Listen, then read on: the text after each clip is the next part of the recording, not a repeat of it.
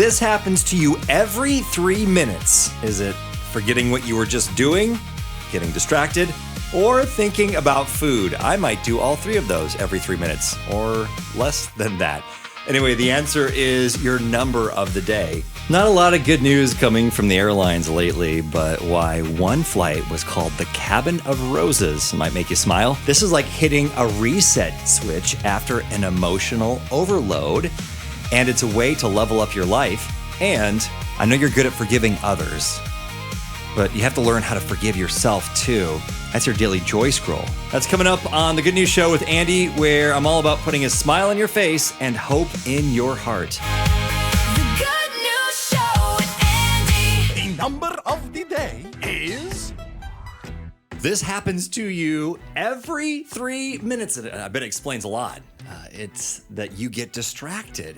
And it's so hard to get back on track to what you want to actually do when the distractions happen with your phone and your coworker and your kids. So let me know how you stay focused. Hope this doesn't distract you. On average, you're distracted once every 3 minutes.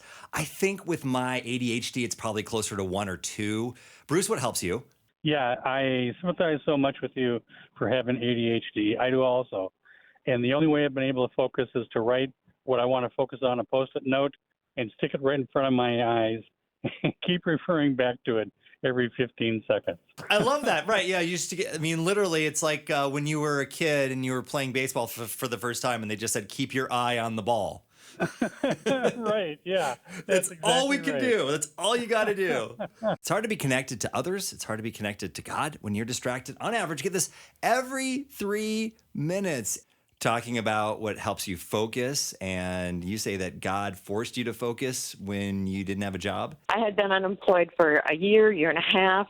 Sometimes I'd be employed again for 3 months, and then he would take me out of there. But out of everything I have learned is that when he does take me out of places, it's because he wants me to be in his word all day long, in his presence, learning about him and who he is. I encourage everybody that when they are out of work, just get in the word, be at his feet, and just go, Jesus, I want to really know your heart. I hope this story makes you smile today. Flying used to be some sort of glamorous thing, but now it's just, how can I get from point A to point B as fast as possible? And when you get in the airplane, you're excited to get a free bag of trail mix. But one pilot, once a year, stands outside the door of his plane and hands every single woman and girl a rose. He started doing this on Mother's Day 11 years ago, and it was such a big hit, he's been doing it every single year since. He also gets them for his flight attendants, ramp agents, and gate agents, too. It's now called the Cabin of Roses, and I don't know what's more beautiful on the flight. All the flowers in the hands of those incredible women, or the smiles on their faces as they are seen and loved.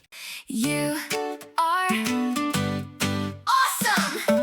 They make dinner when you are too tired to cook. They keep the line moving when everybody's hungry. And they hand you comfort through a paper bag and a smile. So if you are a fast food worker, You are awesome. just give you a shout out. You are awesome. Thanks for keeping us fed when we're all super hangry. So I was working drive-thru, and I had a line of 10 cars back to back, paying for the person behind it. That's so cool. 10 people in a row paid for the person behind them. I love hearing stories like this. Hopefully that makes someone else's day a little bit better, but it sure made mine a lot better. Here's what to do when things get tough to level up your life. You have permission to cry.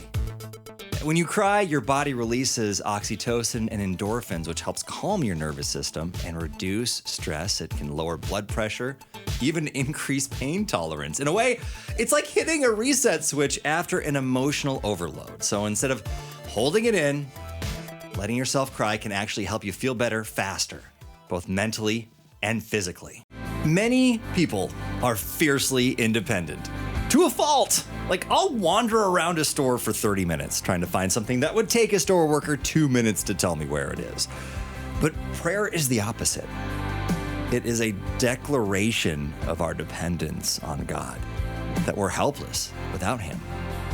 And that is the very thing that most qualifies us to pray. So you can say today, hey God, I'm helpless without you. Here's what I can't do on my own today. It's your daily dose of goodness with Andy. And here's something that ChatGPT cannot help you out with at all. The purpose for your life. Well, God's word says this: when you call to him, he will answer you and tell you great and unsearchable things you don't know.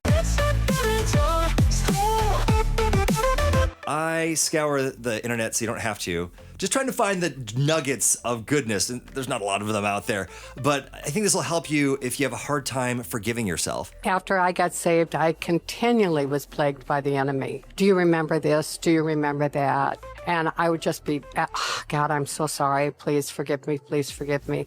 And then finally, I had a heart-to-heart talk with God, where God really spoke to me and said, look, either you believe that you're forgiven or I'm a liar. And when faced with that, I knew that I had to forgive myself and I had to believe that God forgave me. And that was a big thing. I think it's so hard for people to forgive themselves. But if we don't forgive ourselves, then we're not believing that God forgives us. They had witnessed his miracles firsthand. But when Jesus' disciples were on a boat and a storm came, they panicked. And they cried out to Jesus, who was sleeping. They said, Jesus, don't you care that we're going to drown? Jesus then tells the storm to be still. And it says that suddenly the wind stopped. There was a great calm. Then he looks around and asks his closest followers, why are you afraid? Do you still have no faith? If storms in your life have panicked you too, right now, you can ask Jesus to calm your storms. And when you have faith, even though things still might be wild around you, you will experience that great calm. If you're easily discouraged, there's a statue that can encourage you. The plaque in front of the statue says, here's a person who failed in business, was defeated for the legislature, again failed in business. His sweetheart died. He had a nervous breakdown. Then he lost 7 different elections in 22 years until he was finally elected president. That man? Abraham Lincoln. 2 commandments sum up a life of following Jesus. It's loving God and loving our neighbors. So the most important characteristic of a Jesus follower, it's not obedience or service, it's love. And I'm so bad at this because there can be love showed in every interaction that I don't really do very well, like caring for the person at the gas station register by smiling or saying something kind about them. Forgiving that person that cut me off this morning, knowing I do that on a regular basis too.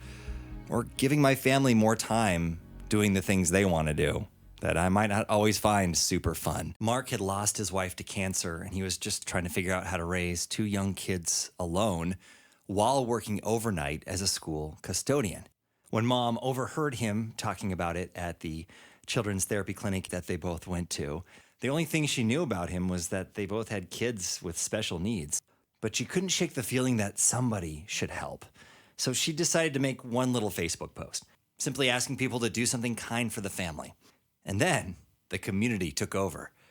Donations started showing up on our doorstep. Money, food, toys, clothes. It kept growing until an entire room inside that therapy clinic was filled wall to wall with gifts for the family. One post from someone who barely knew him turned into a village showing up for a grieving dad.